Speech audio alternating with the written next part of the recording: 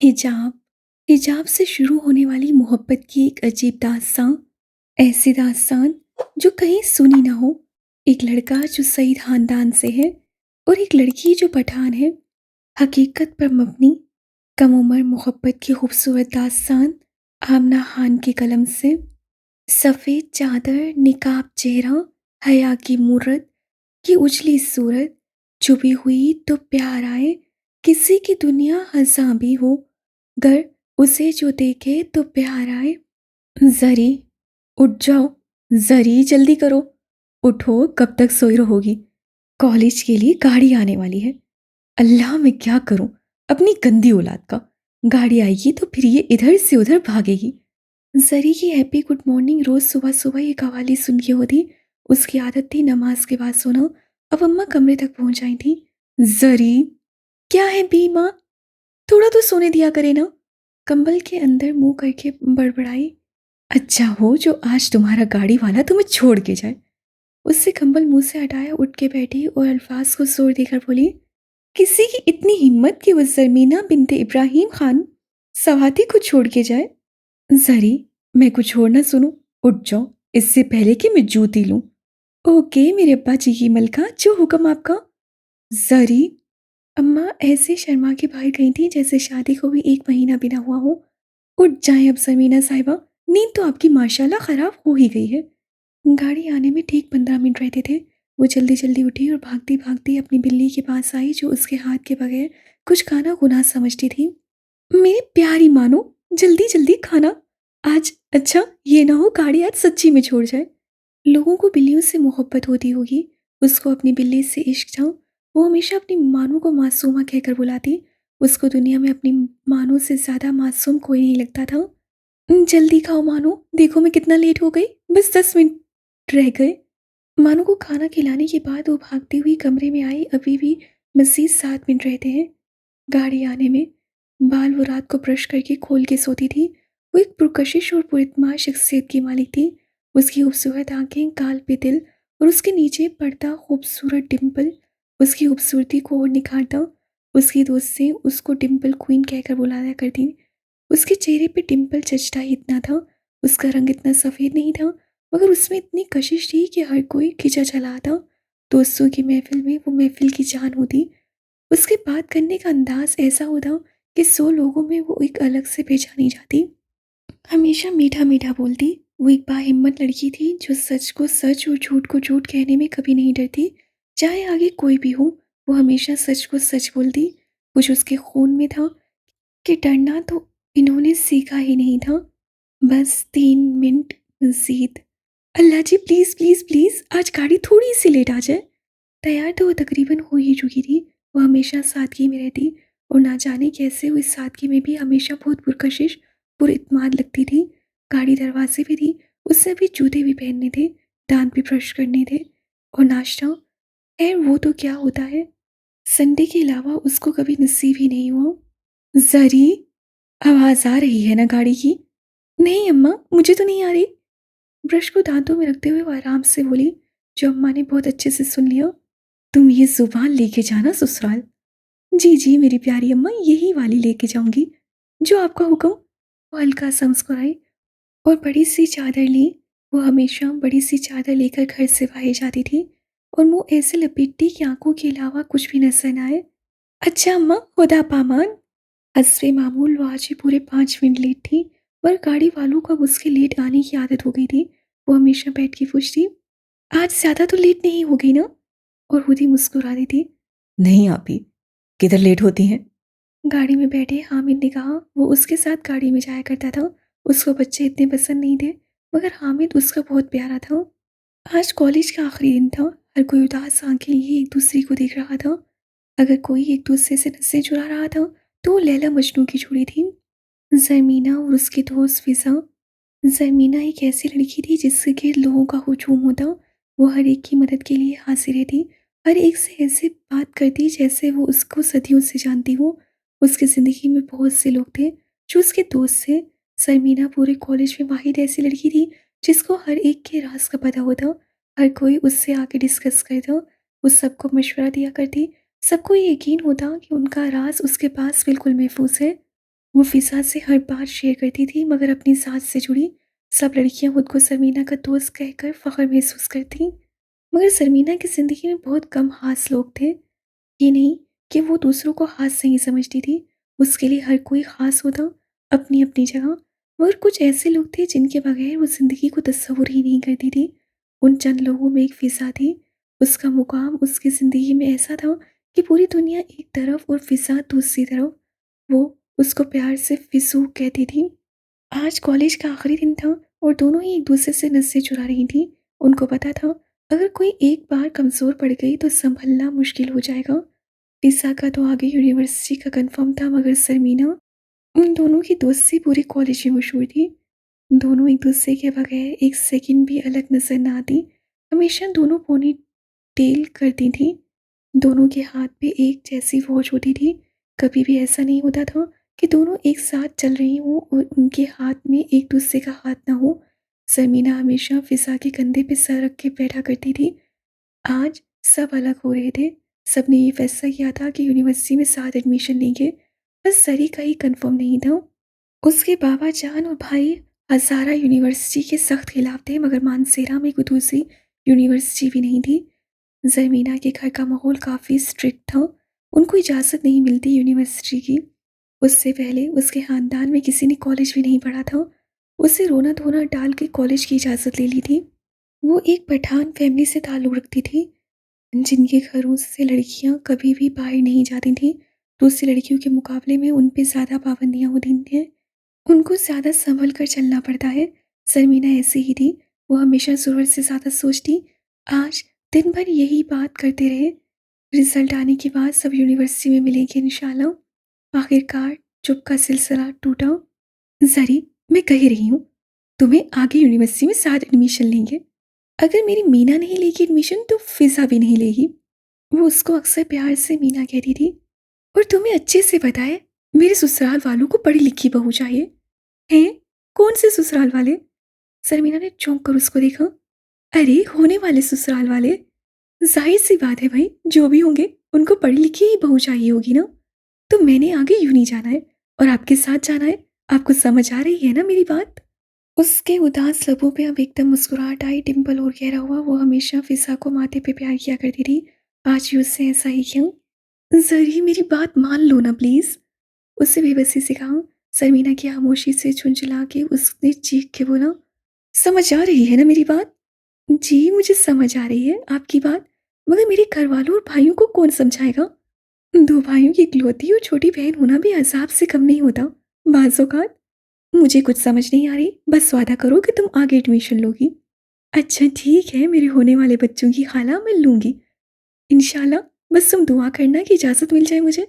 आपको इजाज़त मिलना कौन-सा मुश्किल काम है? आपका तो डायरेक्ट राब्ता है ऊपर वाले से। जो चाहती हो मिल जाता है। बेशक, मैं अपने अल्लाह जी की लाडली हूँ। इस बात से उसके दिल में ऐसा सुकून उतरता था, उसकी सारी परेशानियाँ गायब हो जाती थीं।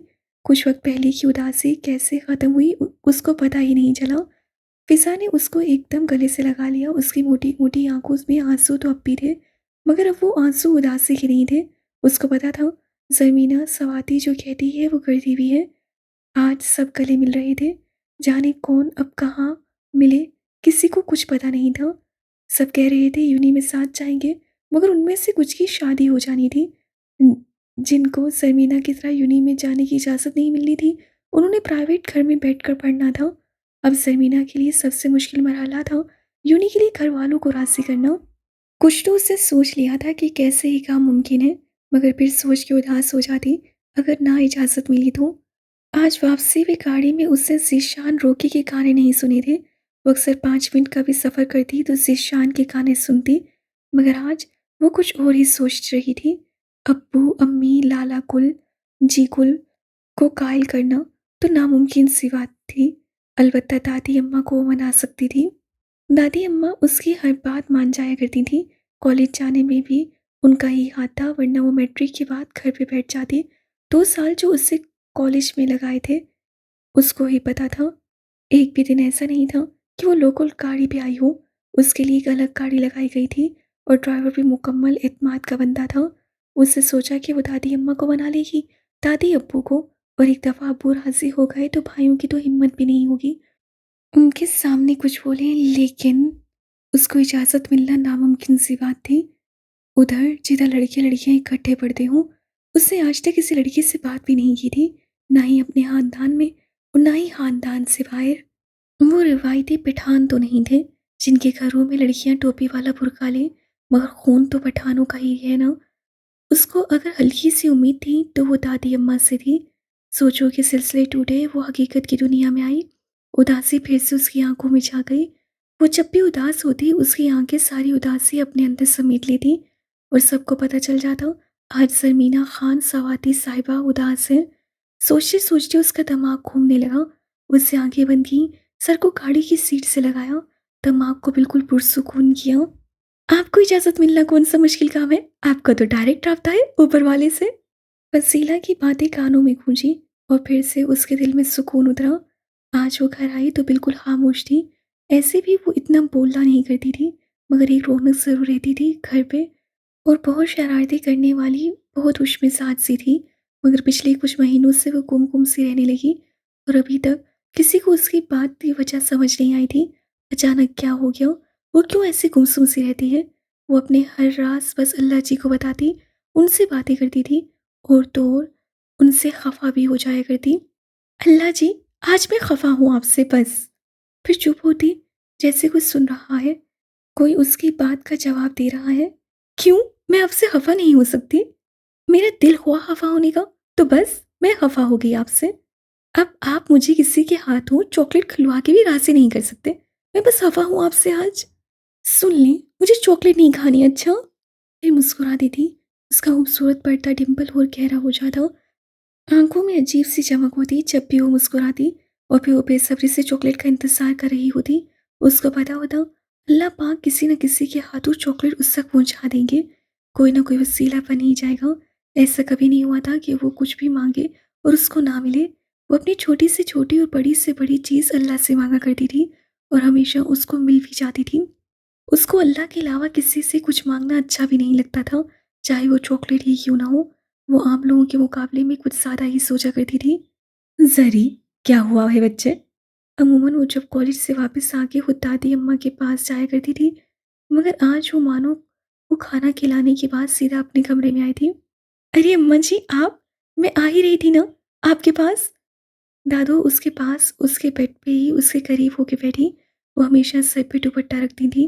घर में भी बड़ी सी चादर ओढ़े रखती। अगर दुपट्टा लेती तो ज़्यादातर हिजाब की सूरत में डबल करके लेती थी। दादी अम्मा हमेशा की तरह तस्वीर पर कुछ पढ़ रही थी। उनको मालूम था वो क्या कर रही थी। उन्होंने अपना व्रत पूरा किया, उसको प्यार से देखा और उसके मुँह पे फूंक मारी। आज मेरा बच्चा मेरे पास नहीं आया तो मैंने सोचा मैं खुद चली जाऊँ। दादी अम्मा सॉरी, मैं नहीं आ पाई आपके पास।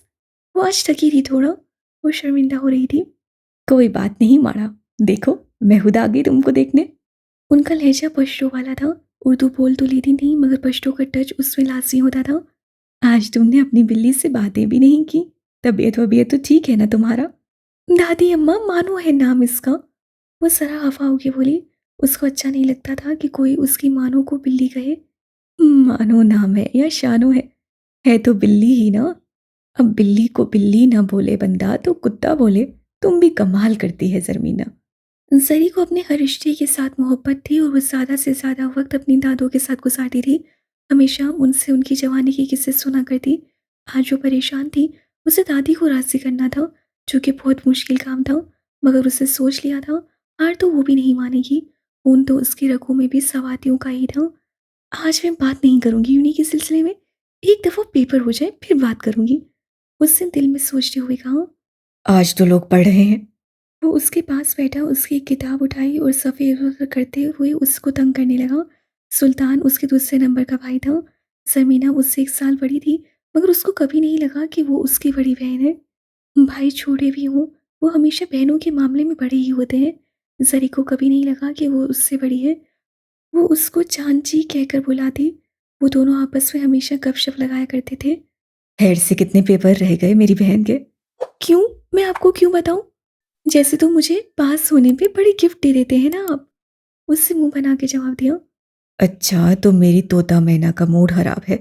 उससे शरारती अंदाज से बोला, अम्मा, अम्मा, सुन भी लेना। क्या हुआ है सरी? क्यों शोर कर रही हो? पता भी है बाबा जान घर पे मौजूद है। अच्छी बेटियों के साथ इतना ऊंचा ऊंचा बोलना अच्छा नहीं लगता। हाँ, तो अच्छी बेटियों के साथ ये अच्छा लगता है ना कि सुबह बहन का पेपर है और वो उसको तंग करे। क्या कह दिया है अब भाई ने जो इतना मूड बना रही हो? नहीं, आपका बेटा तो कुछ नहीं कहता। जो कहती हूँ मैं ही कहती हूँ। कल भी जी जान ने मानो को डांटा है। वो जो कब से चुप बैठा मुस्कुराता हुआ सुन रहा था फौरन से बोल पड़ा, उफ, उस बिल्ली का नाम ना लेना मेरे सामने, नहीं तो मेरे हाथों से वो आज ही मर जाएगी। बिल्ली नहीं है वो मानो है। वो फिर जोर से गुस्से में बोली थी। जी हाँ, उसी मानो ने कल मेरे कबूतर को मार दिया होता अगर मैं वक्त पे ना पहुंच जाता तो। हाँ, बहुत अच्छा होता मार देती तो। अल्लाह करे वो मार ही दे सबको, तो बहुत अच्छा होगा। खुद बोलूंगी मैं उसको कि मारे। उस दिन वो जरमीना साहिबा आपका और आपकी मानो का आखिरी दिन होगा इस घर में। मैं लाला कुल को बोलूंगी आपका आने दे आज। आप उनको। शहाब उस लड़ाई में हमेशा बहन की साइड ही होता था। और अम्मा, आप हमेशा अपनी बेटे की ही साइड लिया करें। वो गुस्से में अपनी किताबें लेकर अपने कमरे में चली गई। बंदा सुकून से पढ़ भी नहीं सकता इस घर में तो। और जोर से दरवाजा बंद किया। कितनी बार कहा है ना किया करो उसको तंग। मैंने हवा होके सुल्तान को कहा। मैं किधर करता हूँ तंग, वो खुद ही तंग होती है। हर छोटी छोटी बात पे गुस्सा होती है। अम्मा, जरूर इसको कोई परेशानी है, वरना तो ये बहुत खुशमिजाजी से होती है। इसका ऐसा मूड तभी खराब होता है जब ये परेशान हो। वो बेहद फिक्रमंदी से माँ को कह रहा था, ना परेशान हो तुम, पेपर है ना उसके, तो तभी परेशान है। उन्होंने बेटे को टालने के लिए बात कही थी, परेशान तो खुद भी थी। पेपर तो पहले भी होते थे, वो इस कदर परेशान तो कभी नहीं हुई थी। या अल्लाह, मेरी बच्ची पे रहम करना। उन्होंने दिल ही दिल में दुआ की और उठकर किचन की तरफ चली गई। ज़रमीना के पेपर ख़त्म हो चुके थे। आज घर पे सब एक साथ मौजूद थे। बाबा जान ने सबको दादी अम्मा के कमरे में बुलवाया था सवाए ज़रमीना के। उसका दिल बेचैन होने लगा। अजीब सी कैफियत होने लगी। जाने क्या बात हो रही है अंदर, क्यों सब इकट्ठे हैं।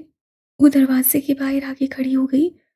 वो कभी इस तरह की गलत हरकत नहीं करती, मगर आज मामला कुछ अलग था। उसके माथे पे पसीना आने लगा, क्योंकि अंदर बात उसकी ही हो रही थी। अम्मा जी, आज भाई साहब मेरी दुकान पे आए थे। इब्राहिम ने नर्म से अंदाज से माँ को मुखातिब किया। इब्राहिम साहब का पर्दों का कारोबार था। पूरे मानसेरा, बागफा, शनकयारी और एबटाबाद में वो पर्दे उनकी दुकान से आगे दूसरी दुकानों तक पहुंचाए जाते थे। उनका बड़ा बेटा शहाब उनके साथ होता था, जबकि सुल्तान इलेक्ट्रिकल इंजीनियरिंग में डिप्लोमा कर रहा था और आगे सीएसएस करने का सोच रहा था। अच्छा, क्यों आया था फिरोज? दादी अम्मा ने हैरत से पूछा। अमूमन वो घर पे आके बात करता था और आज इस तरह सबको इकट्ठा करना सबको तजस्सुस में डाल रहा था। अम्मा जी, वो अपने बेटे रजब खान के लिए जरी का हाथ मांग रहे थे। रजब की और शहाब की आपस में बहुत गहरी दोस्ती थी, तो वो बहुत खुश था, मगर बाबा चांद के सामने बोलने की हिम्मत नहीं थी। मैं तो बहुत खुश हूँ इब्राहिम। रजब है भी बहुत नेक बच्चा, और दूसरा मेरा पोता है। जरी और रजब मुझे बड़ा अजीज है दोनों ही। इससे अच्छा और क्या बात होगा, घर की बच्ची घर में ही हो जाए। तुम क्या कहती हो रुकैया? इब्राहिम साहब ने बीवी को मुखातिब किया, जो काफ़ी देर से खामोशी से उन दोनों की बातें सुन रही थी। वो कभी भी इब्राहिम साहब के फैसले में नहीं बोली थी। वो जो कहते वही पत्थर पे लकीर होता था, तो बोलने का फ़ायदा भी कोई नहीं होता था। जो आपको और अम्मा जी को मुनासिब लगे, मेरी भी वही मर्जी होगी। उन्होंने मुस्कुराते हुए कहा। फिर इब्राहिम साहब बड़े बेटे की तरफ मुड़े, जो कब से इंतज़ार कर रहा था कि बाबा जान उससे पूछे, और वो बोले। उनके घर में हर एक की बात को अहमियत दी जाती थी, हर एक से मशवरा किया जाता था। बस वैसे वही होते थे जो बाबा जान और दादी अम्मा बोले, और किसी की हिम्मत भी नहीं होती है कि उनके फैसलों के कोई खिलाफ जाए। बाबा जान, मैं तो बहुत खुश हूँ। रजब बहुत अच्छा लड़का है, और दूसरा हमारे अपने खानदान का है और सवाती है, तो हमें और क्या चाहिए। अब सुल्तान की बारी थी, जो वहाँ मौजूद होते हुए भी वहाँ नहीं था। वो कुछ सोच रहा था। सुल्तान, सुल्तान। इब्राहिम साहब ने 2 दफ़ा उसका पुकारा। जी, जी बाबा जान, जी। उसे जल्दी जल्दी पूछा, जवाब दिया। किधर गुम हो तुम? सुन रहे हो ना हम क्या कह रहे हैं? उन्होंने गुस्से से उसको कहा। गुस्सा तो सवातियों के नाक पे होता है हमेशा। जी बाबा जान, मैं सोच रहा हूँ कि एक दफ़ा अगर ज़री से भी। उससे बात को आधा छोड़ा और गर्दन झुका ली, जैसे उससे बहुत गलत बात कर दी हो। उससे पूछने की क्या ज़रूरत है? जब बाबा जान ने फैसला कर दिया है तो। शोहाब ने आराम से भाई को बोला और आंखों ही आंखों में चुप होने को कहा। नहीं, वो मेरा वो मतलब नहीं था लाला गुल। जो भी था, अब चुप। अम्मा ने बात को संभालते हुए कहा। मैं ज़री को बता दूंगी। उसके बाबा जान ने फैसला किया किया है। वैसे भी उसके इम्तिहान खत्म हो गए हैं आज। वो अपने कमरे में बैठी थी। उसको लगा वो कोई ख्वाब देख रही है। ऐसा कुछ नहीं हुआ। उसने ऐसा कुछ नहीं सुना जिससे उसके पैरों के नीचे से ज़मीन ही निकल जाए। वो गुमसुम सी बेड के साथ टेक लगाए आंखें बंद किए बैठी थी। अम्मी ने दरवाज़ा खोला और अंदर आई। ज़री, क्या हुआ है बच्चे? उन्होंने उसकी आंखों को गौर से देखा जिनमें गहराई की हदें थीं। ज़री, उन्होंने उसको बाजुओं से पकड़कर प्यार से हिलाया। क्या हुआ है बच्चे? वो जो बात उसको बताने आई थी सब भूल गई थी। अम्मा, मैं यूनिवर्सिटी पढ़ना चाहती हूँ। उससे चेहरे पे बगैर कुछ तासुर दिए हुए बोला। क्या? उन्होंने हैरत से पूछा। क्या कहना चाह रही हो तुम? तुम होश में तो हो ना ज़रमीना? उन्होंने परेशान होकर उससे पूछा, वो जो बिल्कुल मगन सी बैठी थी, जैसे कोई बड़ा फैसला करना चाह रही हो। हाँ, मैं होश में हूँ अम्मा। मैं पढ़ना चाहती हूँ आगे। ज़री, होश में नहीं हो तुम बिल्कुल भी। उन्होंने सख्ती से उसको देखा और बोली। तुम्हारे बाबा जान ने रजब से तुम्हारी शादी का फैसला कर लिया है और तुम्हें आगे यूनिवर्सिटी पढ़ना है। वो थोड़ी आगे हुई, उससे माँ का हाथ पकड़ा, उनके कंधे पर सर रखा और कपकपाते होंठों से बोली। अम्मा, मुझे नहीं करनी अभी शादी। रजब भाई को तो मैं अपना भाई समझती हूँ, बिल्कुल लाला गुल की तरह। उससे बच्चों की तरह रोते हुए कहा। माँ का दिल पिघला। उससे उसका सर कंधे से हटा के गोद में रखा। ज़री मेरा बच्चा ऐसे नहीं रोते। रजब बहुत अच्छा लड़का है। वो शक्ल है, इज्जत करने वाला है। अपना कारोबार है उनका। है ही कौन उनके घर में? वो, पलवशा और उसके माँ बाप। बस तुम बहुत खुश रहोगी वहाँ। उन्होंने बेटी के बालों में हाथ फेरते हुए कहा और नरमी से उसका माथा छुआ। माँ, आप चाहती हैं ना मैं रजब भाई से शादी कर लूँ? मैं कर लूँगी। बस मुझे यूनिवर्सिटी जाने की इजाज़त दिलवा दे। उससे बच्चों की तरह रोते हुए कहा। ज़री, फजूल की जिद ना करो। तुम्हें अच्छे से पता है कि तुम्हारे बाबा जान के फैसले के आगे मैं नहीं बोल सकती। उन्होंने बेबसी से बेटी को समझाया, लेकिन बेटी में भी उन्हीं का खून था। वो किधर इतनी आसानी से हार मान जाती। उसने सोच लिया था उससे आगे क्या करना है। अम्मा जी, रुकैया बेगम परेशानी से माँ के पास आई। उनकी समझ में नहीं आ रहा था वो उनको कैसे बताएं। अपने शोर को बताना मतलब तूफान को खुद दावत देना। वो ऐसे भी इब्राहिम साहब से बहुत डरती थी। अपने बच्चों के हवाले से उनसे इतनी बात नहीं करती थी। उनको पता था उनको कुछ बताना मतलब वो तूफान को अपने घर का रास्ता बताना। क्या हुआ है बच्चे, कुछ बोलो तो। रुकैया बेगम दादी अम्मा के भाई की बेटी थी। वो दोनों आपस में सास बहू वाला रवैया बिल्कुल भी नहीं रखती थी। वो माँ बेटी जैसी थी। रखिया उनसे आसानी से बात कर सकती थी। अम्मा जी। उससे बेहद परेशानी में बात शुरू की। अरे बोलो तो, क्या बात है माड़ा। एक तो तुम जब इतना डर डर के बात शुरू करता है ना, मेरे भाई की औलाद तो लगता ही नहीं है तुम। अम्मा जी, वो बात ही ऐसी है। उन्होंने माथे से पसीना साफ करते हुए कहा। ये पसीना गर्मी की वजह से नहीं था, बल्कि उस तूफान की वजह से था जो उनके घर में आने वाला था। अम्मा जी, वो जरी ने रिश्ते से इनकार कर दिया है। उन्होंने माथे पे हाथ रखते हुए कहा। क्या? ये क्या कह रहा है तुम? पागल वागल तो नहीं हो गया है जरमीना? क्यों नहीं करना उसको रजब से शादी? अम्मा जी सरी से बहुत मोहब्बत करती थी, मगर उसकी इस बात ने उनको भी हिला दिया था। तुम पूछो तो उससे, वो इनकार क्यों करता है? पूछा था अम्मा जी। जरी कहती है उसको आगे यूनिवर्सिटी में पढ़ना है। ये लड़की ना पागल हो गया है। अम्मा जी कदरे गुस्से की हालत में चिल्लाई थी। तुम रुको, मैं खुद बात करती हूँ उससे। जरी, बाहर आओ। दादी अम्मा गुस्से से चिल्लाई थी। दिन को घर पे कोई नहीं होता था सिवाय दादी अम्मा और रकिया के। अब सरी के इम्तिहान भी खत्म हो गए थे तो वो भी घर पे होती थी। वो आसानी से उससे बात कर सकती थी। जी अम्मा जी। वो जल्दी से आई और उनके पास आकर बैठी। क्या हुआ है माड़ा? किसको दादू? वो इतनी पुरसुकून अंदाज से पूछ रही थी जैसे कुछ हुआ ही ना हो, मगर अंदर से वो ही जानती थी कि अगर उसका ये प्लान फ्लॉप हो गया तो उसका क्या हाल होगा। कल की बजाय आज ही शादी होके रुखसत होना पड़ेगा। दिल ही दिल में वो दुआ कर रही थी, अल्लाह जी मेरे साथ होना प्लीज़, मुझे इस मुश्किल से निकालना प्लीज़। दादी अम्मा ने उसको बहुत गौर से देखा। तुम्हें लगता है तुम्हारे ना करने से किसी को कोई फर्क पड़ेगा? और यूनिवर्सिटी, तुम पागल वागल हो गया है क्या? नहीं दादी अम्मा, बिल्कुल भी नहीं, पागल हुई मैं, उसने उसी पुरसुकून अंदाज से कहा। अपने बाप का पता नहीं तुम्हें? जिंदा जमीन में उतार देगा। दादी अम्मा ने बहुत सख्त अंदाज से उसको कहा। अमूमन वो इतने सख्त अंदाज से बात नहीं करती थी, मगर आज उनको उसकी इस बात ने बहुत दुख दिया था कि उससे रिश्ते से इनकार कर दिया है।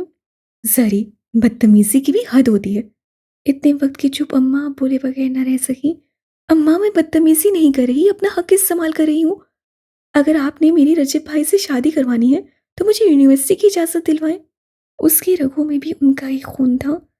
अम्मा की तरफ से वो जंगीरी थी और पापा की तरफ से सावधानी थी। जिद उसके खून में थी। ये कैसा जिद है जरमीना? दादी अम्मा ने परेशानी से बहू को देखा। बस दादी अम्मा, आप इसको कुछ भी कहें, बस बात यही है। वो ये कहकर उठ के चली गई। उसको पता था तीर बिल्कुल निशाने पे लगा है। अम्मा और दादी अम्मा उसको बाबा के सामने कभी जलील नहीं करेंगी। वो बाबा के फैसले के खिलाफ उसको कभी भी नहीं जाने देंगी। वो दोनों अब गहरी सोच में पड़ गई थी। उनको अपने बेटे का बहुत अच्छे से पता था और उसकी औलाद का भी। जिद पे तो वो तीनों अपने बाप पे गए थे। आज रात को ही फिरोज साहब अपनी बेगम और बेटी की हमरा बाकायदा रिश्ता लेके आए थे। उनका रिवाज था, जब भी रिश्ते के लिए जाओ तो फलों की टोकरियां साथ लेकर जाओ। अलवशा जमीना के पास आई थी। वो रजब से बहुत छोटी थी। जमीना से भी 2-3 महीने छोटी ही थी वो। जरी, तुम खुश तो हो ना?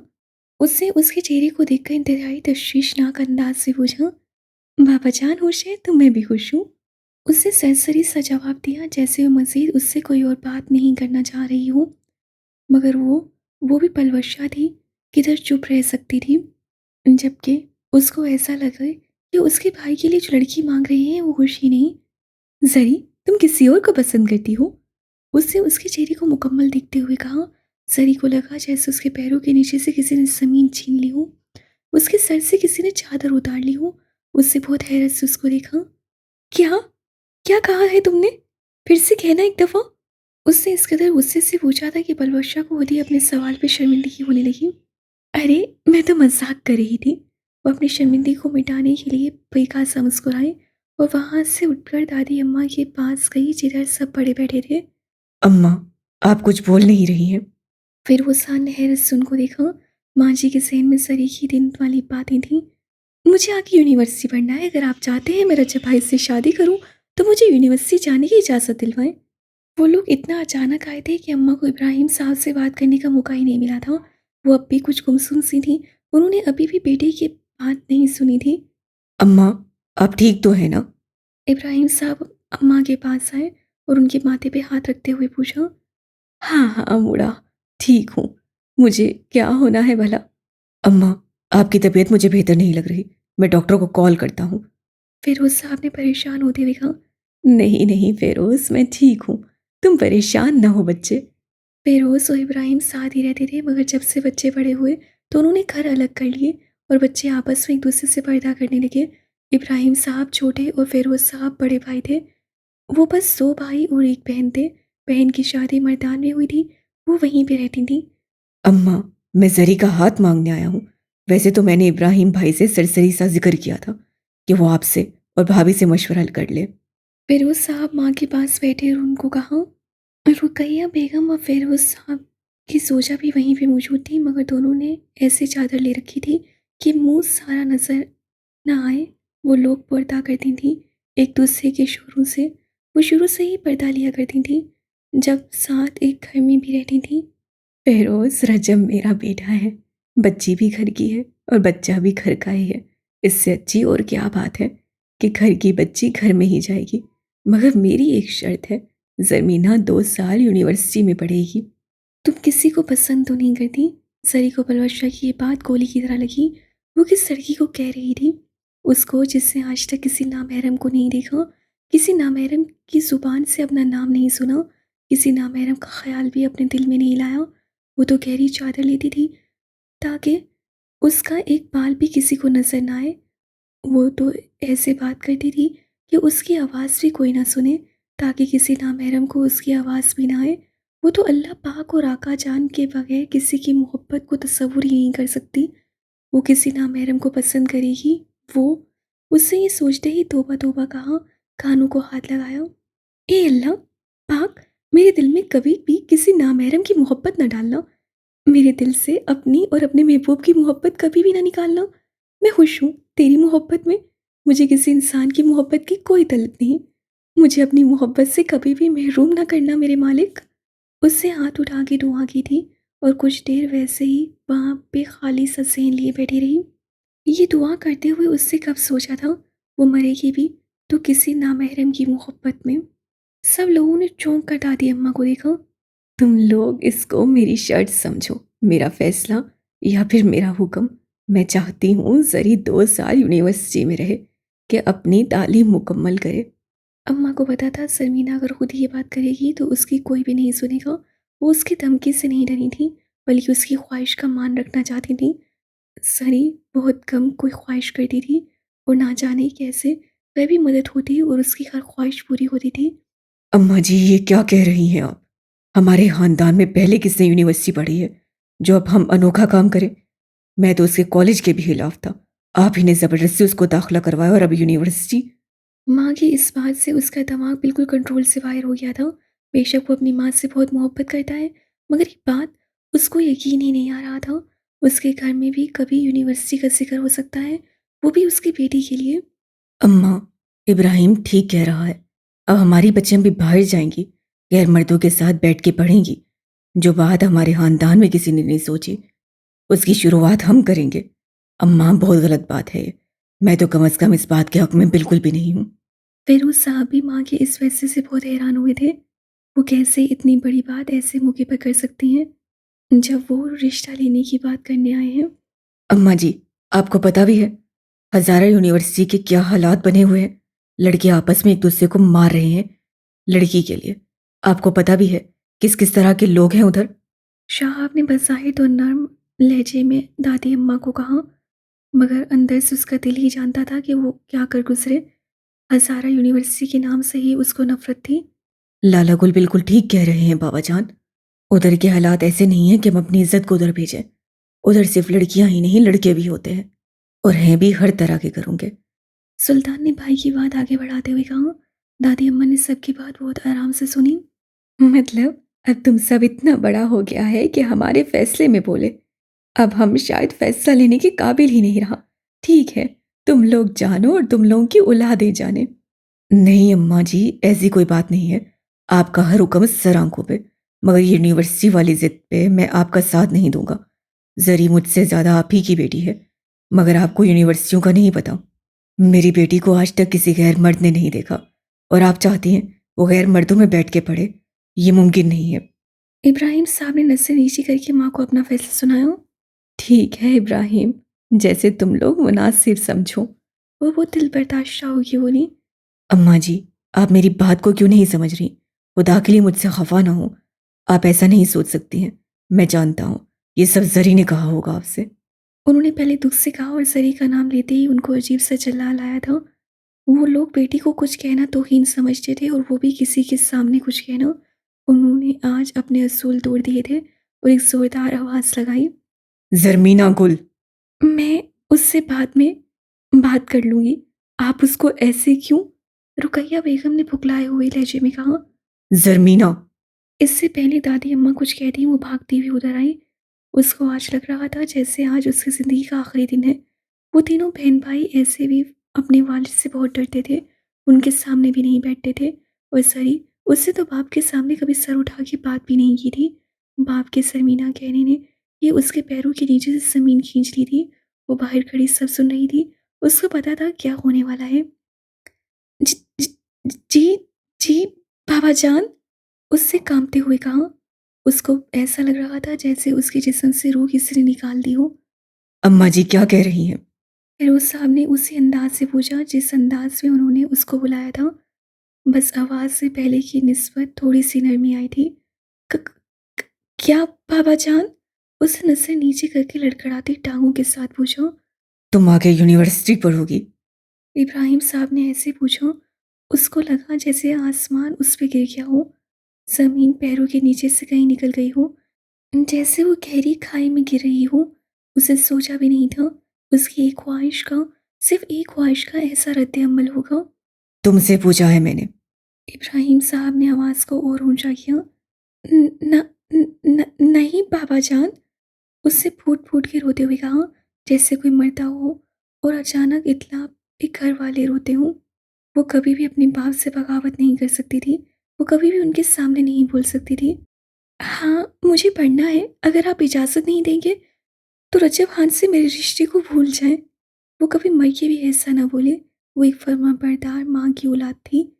वो कैसे अपने बाबा जान के सामने बोल सकती थी? बेटी तो होती ही बाप का मान रखने के लिए है। आज वो इतने लोगों में अपने बाप के सामने कैसे बोल सकती थी? नहीं बाबा जान, मुझे नहीं पढ़ना। आप जो चाहेंगे बस वही होगा। उससे बच्चों की तरह रोते हुए कहा और रोते-रोते वहीं ज़मीन पे गिर पड़ी। उसकी माँ की इतनी हिम्मत नहीं थी कि वो अपने शौहर के सामने बेटी को उठा सके। वो अपनी बेटी की इस हालत पे अंदर से मर रही थी, मगर फिर भी एक फर्माबरदार बीवी की तरह वहाँ से हिली भी नहीं थी। अम्मा पोती की हालत देख के चुप न रह सकी। इब्राहिम। उन्होंने इतने हुक्ममंदाना लहजे से बेटे को मुखातिब किया था कि वो उनके बाद कुछ बोलने से काबिल ही नहीं रहे थे। उनके ख़ानदान में ऐसा ही होता था। माँ-बाप चारपाई से उठ भी ना सकते हों और औलाद कितनी ही बूढ़ी क्यों ना हो जाए, माँ-बाप के सामने वो नज़रें भी नहीं उठा सकते थे। यही हाल इब्राहिम साहब का था और यही हाल उनकी औलाद का भी था। रुकैया, ज़मीना को उसके कमरे में लेके जाओ। उन्होंने रुकैया बेगम को देखते हुए कहा, जो दूर कोने में बेजान से खड़ी अपनी बेटी की हालत देख रही थी। वो भागती हुई ज़मीना के पास आई, जो ज़मीन पे बेहाल सी बैठी थी। ज़री, ज़री मेरा बच्चा, उन्होंने उसको रोते हुए माथे पे प्यार किया। उठ जा मेरे बच्चे। उसको उसके दोनों कोहनियों से पकड़कर ऊपर उठाया और कमरे से बाहर ले गई। वो बेजान से उनके साथ चलती रही। ये सारा मंजर फ़िरोज़ साहब और उनकी फैमिली ने बाखूबी देखा था। अम्मा, अब हमें इजाज़त दें, हम फिर आएँगे। फ़िरोज़ साहब ने अम्मा को मुखातिब किया। उनको अब वहाँ पे रुकना मुनासिब नहीं लग रहा था। भाई साहब, बहुत शर्मिंदा हूँ मैं आपसे। हम इसी महीने ज़रमीना और रजब खान का निकाह पढ़वा देंगे। रुखसती बेशक हम बाद में करवा देंगे। इब्राहिम साहब ने शदीद गुस्से की हालत में भाई को कहा था, हालांकि उनका लहजा पहले से बहुत हद तक ठीक था। दादी अम्मा खामोशी से बस सुनती रही थी। जैसे तुम्हें बेहतर लगे इब्राहिम, बेटी भी तुम्हारी है और बेटा भी तुम्हारा है। फिरोज़ साहब ने भाई को बड़े प्यार से जवाब दिया। अलबत्ता उनकी बीवी उनकी इस फैसले से बिल्कुल भी खुश नहीं लग रही थी, मगर वो वहाँ पे बोल नहीं सकती थी। उनके ख़ानदान का असूल था, जिधर मर्द बोलते थे, वहाँ पे औरत खामोश रहती थी। अम्मा, इस महीने की 25 तारीख मुनासिब रहेगी। इब्राहिम साहब ने माँ की तरफ देखते हुए कहा। आज उन्होंने पहली बार माँ के सामने इनकार किया था, पहली बार माँ के होते हुए अपना फैसला किया था। कहते हैं, सवाती गुस्से में कुछ ना सोचते हैं, ना कुछ समझते हैं, बस फैसला करते हैं। आज भी ऐसा ही हुआ था। बगैर सोचे समझे हया में पली बेटी का फैसला हुआ था।